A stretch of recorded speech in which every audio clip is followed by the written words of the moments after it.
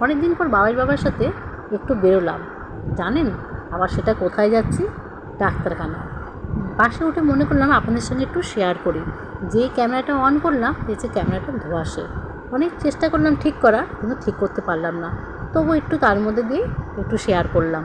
বাইরে তো প্রচণ্ড রোদের তাপ, সেটা তো ঢুকছেই বাসের ভেতরে। মনে করলাম একটু জানলাটা বন্ধ করে দিই, কিন্তু না, জানলা থেকে একটা হাওয়াও আসছে, কারণ বাসটা একটু বেশি স্পিডেই চলছিল। আর আমাদের বাড়ি থেকে ওই ডাক্তারের চেম্বার 15 থেকে 20 মিনিটে। তারপরে তো নেমে পড়লাম ডাক্তারখানায়। ডাক্তারখানায় বেশ কয়েকজনের পরে আমার নাম লেখানোটা ছিল। ডাক্তারকে দেখিয়ে ডাক্তার বললো প্রেশারটা একটু লো আছে। শরীরটা অবশ্য দুদিন ধরে খুব খারাপও করছিলো। প্রেশারটা লো আছে, আর আমার মুখে যেটা হয়েছিল সে স্কিনের জন্য কিছু ওষুধ আনতে গেছিলাম।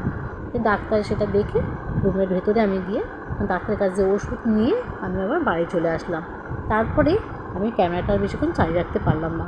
ভালো লাগলে একটা লাইক দিয়ে পাশে থাকবেন।